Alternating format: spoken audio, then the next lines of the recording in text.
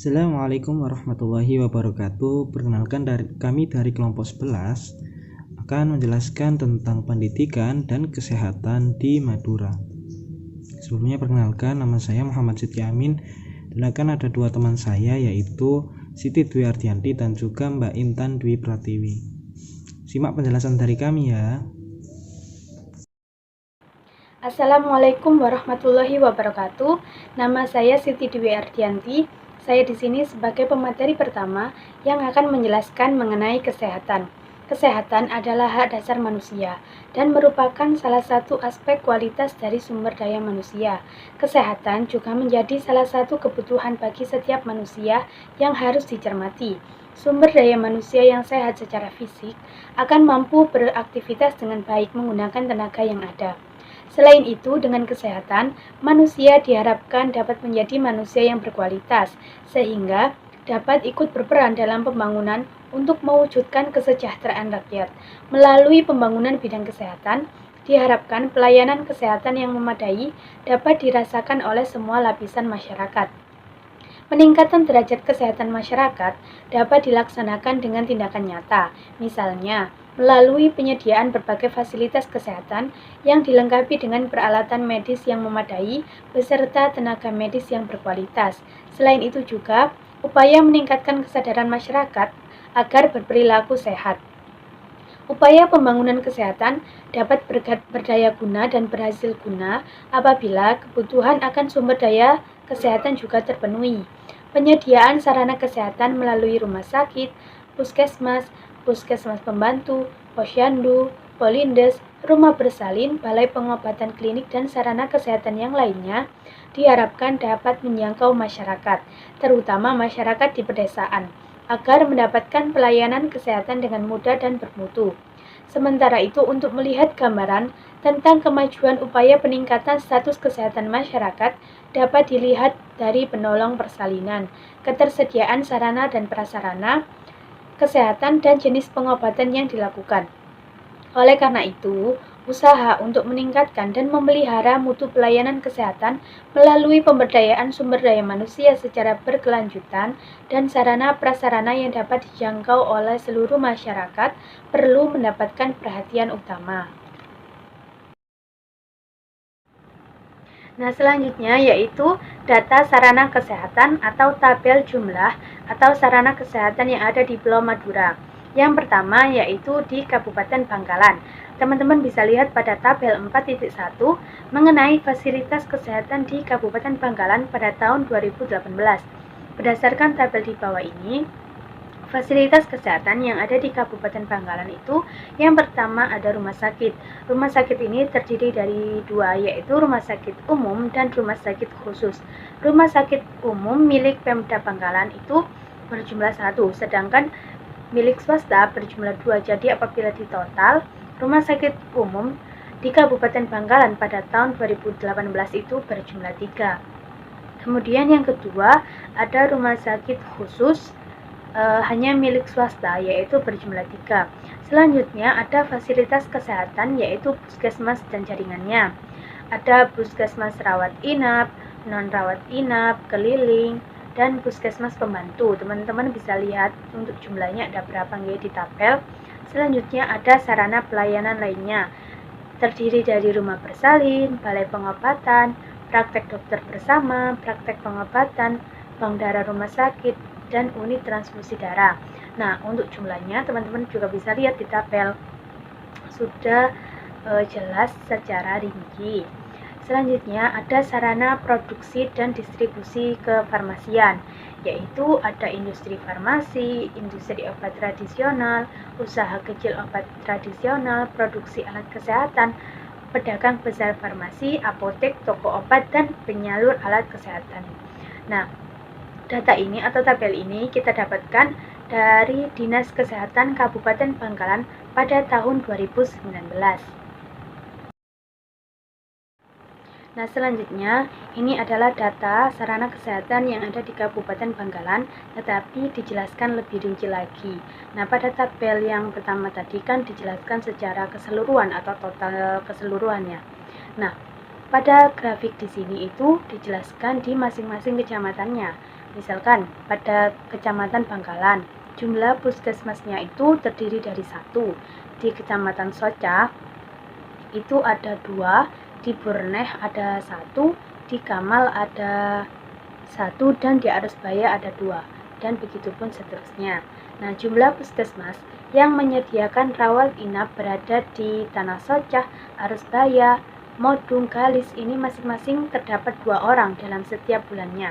Sementara di kecamatan lain seperti di Kecamatan Burneh, Kamal, Bangkalan, Geger, Kelampis, 10, Tanjung Bumi, Kokop, dan seterusnya itu masing-masing terdapat 1 orang dalam setiap bulannya. Nah, berikutnya pada tabel 4.1.25 terdapat jumlah puskesmas pembantu yang ada di Kabupaten Bangkalan untuk masing-masing kecamatannya.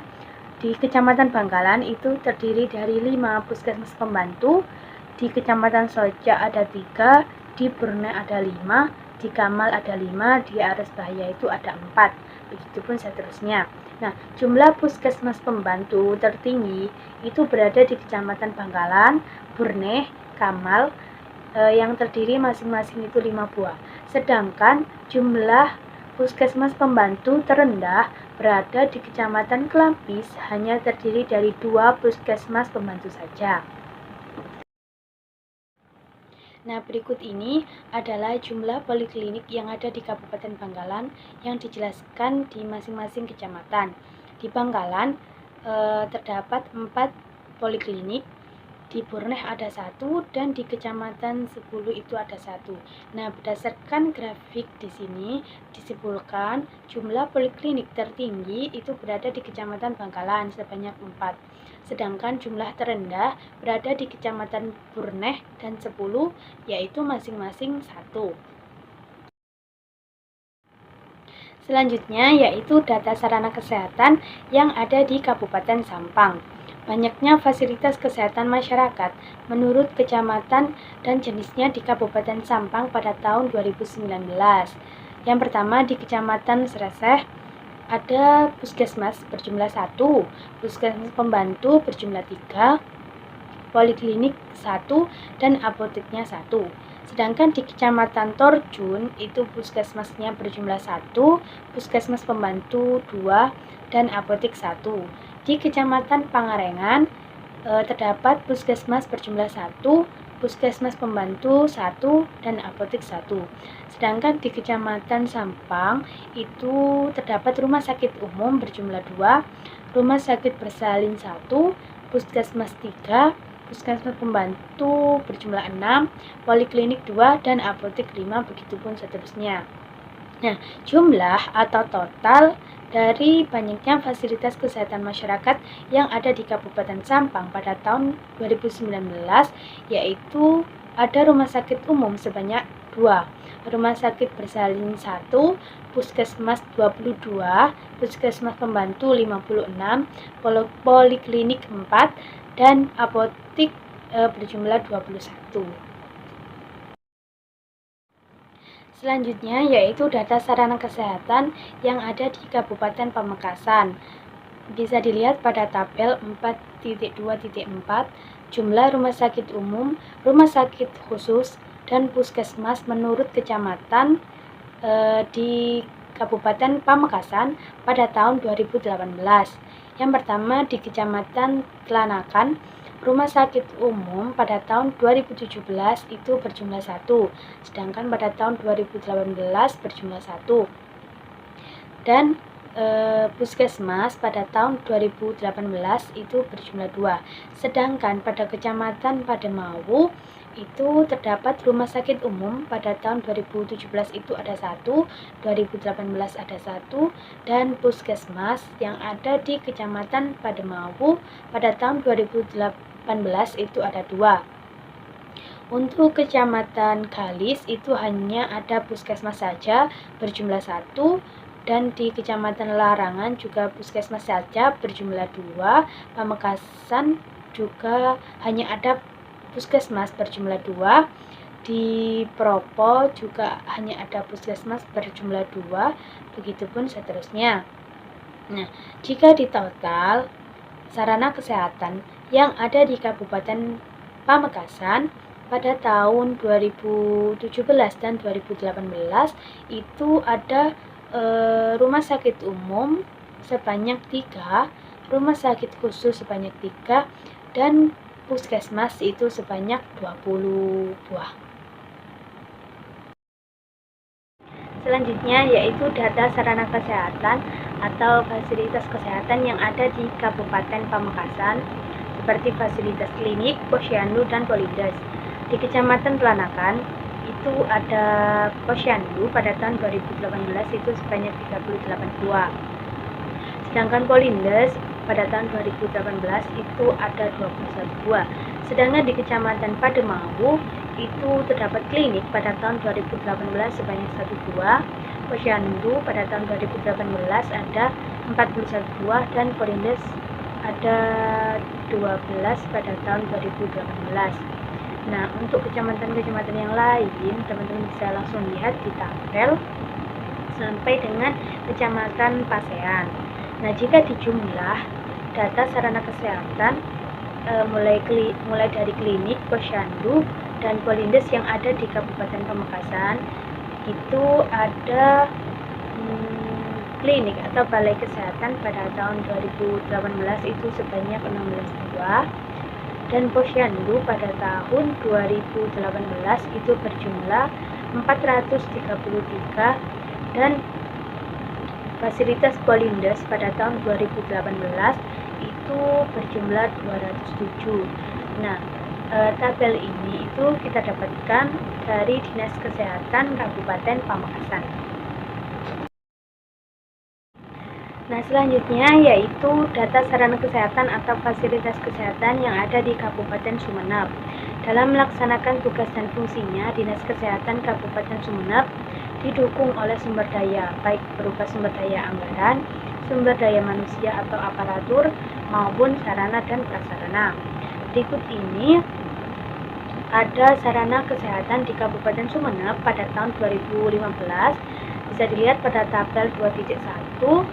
Nah, sebelumnya kami mohon maaf, tabel yang kita dapatkan itu adalah total keseluruhan, bukan dari masing-masing kecamatan.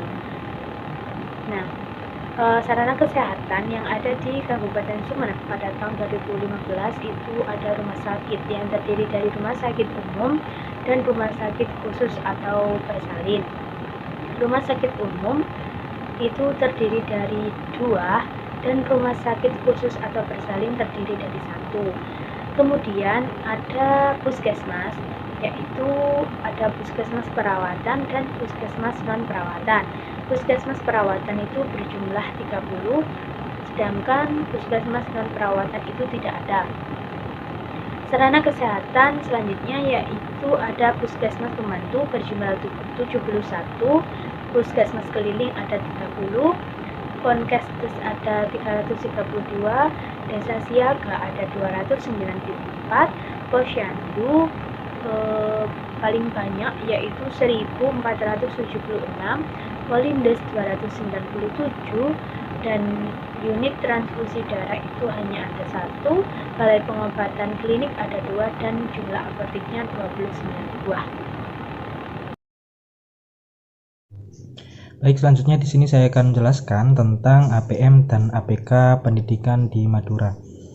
Keberhasilan pembangunan suatu wilayah ditentukan oleh sumber daya manusia yang berkualitas. Pendidikan merupakan salah satu cara untuk meningkatkan kualitas sumber daya manusia tersebut. Oleh karena itu, peningkatan mutu suatu pendidikan itu harus tetap diupayakan oleh pemerintah. Dimulai dengan membuka kesempatan seluas-luasnya kepada penduduk untuk mengenyam pendidikan yang layak, hingga pada peningkatan kualitas dan kuantitas sarana dan prasarana untuk pendidikan. Untuk mengetahui seberapa banyak penduduk yang memanfaatkan fasilitas pendidikan dapat dilihat dari persentase penduduk menurut partisipasi sekolah.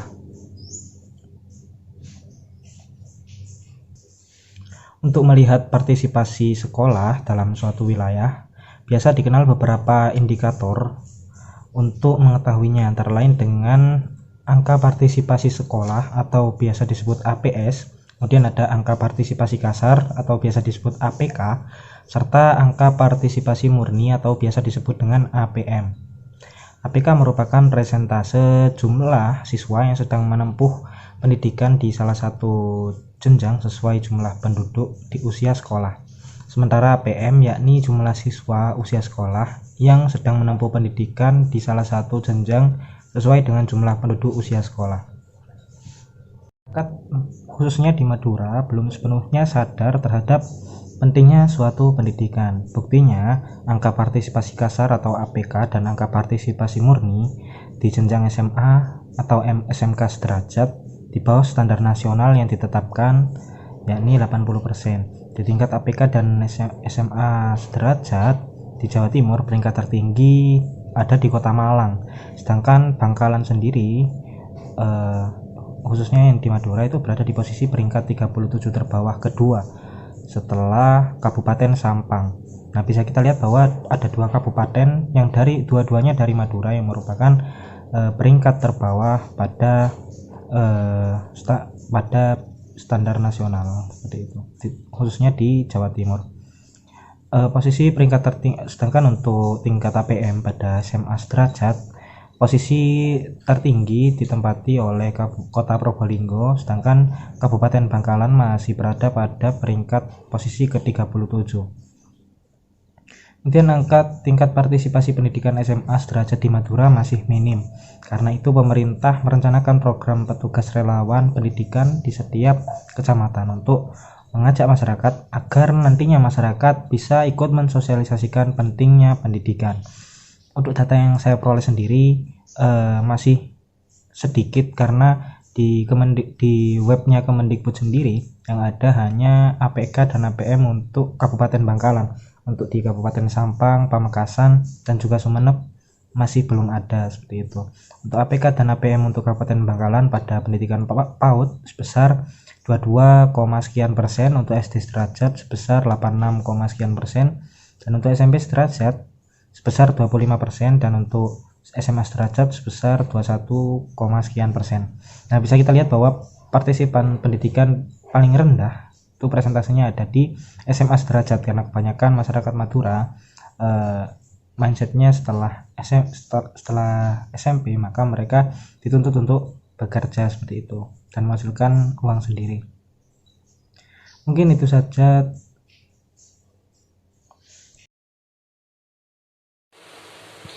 Materi yang selanjutnya yaitu mengenai jumlah fasilitas sekolah menurut tingkat pendidikan. Pulau Madura secara geografis sangat strategis berada di antara Laut Jawa dan Selat Madura yang menyimpan banyak potensi. Madura terdiri dari 4 kabupaten. Yang pertama yaitu ada Bangkalan, Sampang, Pamekasan, dan Sumeneb. Berbagai upaya pemerintah untuk mengoptimalkan potensi Pulau Madura telah dilakukan. Salah satunya yaitu dengan pembangunan jembatan Suramadu. Menurut keputusan Presiden nomor 79 tahun 2003 tentang tujuan dibangunnya jembatan Suramadu adalah untuk lebih meningkatkan pembangunan di Pulau Madura sebagai upaya dalam memacu perluasan di kawasan industri, perumahan, dan sektor lainnya, serta mendorong pertumbuhan ekonomi masyarakat dengan menghubungkan Pulau Jawa dengan Pulau Madura.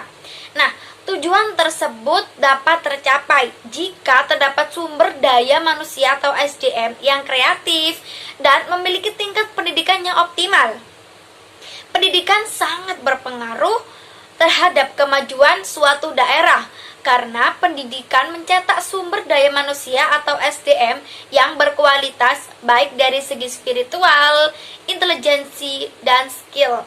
Nah, peningkatan kualitas sumber daya manusia melalui pendidikan dapat mengurangi kemiskinan karena dengan pendidikan dapat meningkatkan kesempatan kerja, mengurangi ketimpangan pendapatan dan kesejahteraan serta produktivitas kelompok miskin. Pendidikan yang optimal sangat didukung oleh ketersediaan fasilitas pendidikan mulai dari sekolah dasar atau SD, sekolah menengah pertama SMP, dan sekolah menengah atas atau SMA. Nah, masyarakat telah menempuh pendidikan jenjang sampai SMA itu akan memiliki pemikiran dan pertimbangan yang lebih akurat dalam melakukan berbagai pekerjaan di skala bidang. Nah, oleh karena itu dibutuhkan jumlah SMA yang memadai untuk dapat menampung masyarakat yang lebih meningkat. Nah, yang selanjutnya itu ada tabel jumlah fasilitas sekolah menurut pendudukan di Pulau Madura. Yang pertama ada Kabupaten Bangkalan. Nah, untuk Kabupaten Bangkalan itu terdiri dari 18 kecamatan. Tiap kecamatan itu ada SD sederajat, SMP sederajat, SMA sederajat, dan SMK. Nah, untuk SD-nya sendiri itu ada SD negeri dan ada SD swasta. Nah, begitupun dengan SMP, SMA, SMK itu ada yang negeri dan swasta. Nah, jadi untuk total keseluruhan di Kabupaten Bangkalan itu ada 1449 sekolah di Kabupaten Bangkalan, se-Kabupaten Bangkalan. Nah, untuk lebih jelasnya, untuk detailnya, teman-teman bisa langsung mengunjungi situsnya di referensi data .kemendikbud.go.id. Nanti ada referensi yang tercantum di akhir PPT. Selanjutnya yaitu di Kabupaten Sampang. Nah, untuk Kabupaten Sampang sendiri itu ada kurang lebih 14 kecamatan ya. 14 kecamatan itu juga sama seperti di Kabupaten Bangkalan. Itu ada SD-nya, SMP, SMA, dan SMK. Ada SD negeri maupun swasta. Begitupun dengan SMP, SMA, SMK itu ada yang negeri, ada yang swasta. Nah, untuk totalnya semuanya di Kabupaten Sampang itu totalnya kurang lebih 1.890. Nah, ini lebih banyak dari Kabupaten Bangkalan. Yang selanjutnya yaitu di Kabupaten Pamekasan.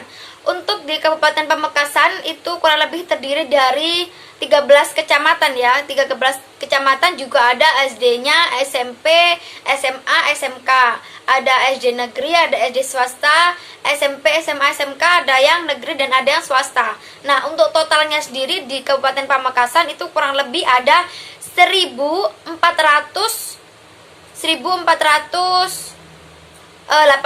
sekolah di Kabupaten Pamekasan. Nah, sedangkan di Kabupaten Sumeneb ini lebih banyak dari kabupaten yang sebelumnya. Untuk Kabupaten Sumeneb ini terdiri dari kurang lebih ada 27 kecamatan. Nah, dari 27 kecamatan ini juga ada SD-nya, ada SMP, ada SMA, ada SMK, dan ada yang negeri dan ada yang swasta.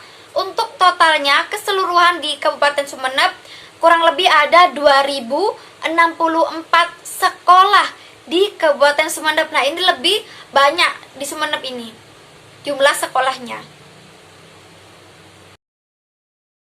Baik, sekian yang dapat kami sampaikan. Mohon maaf apabila terdapat kekurangan maupun kesalahan dalam perbuatan maupun pengucapan. Bagi teman-teman yang ingin tanyakan atau ada yang kurang dipahami, bisa langsung ditanyakan di kolom komentar. Terima kasih. Wallahul muwaffiq ila aqwamit thoriq. Wassalamualaikum warahmatullahi wabarakatuh.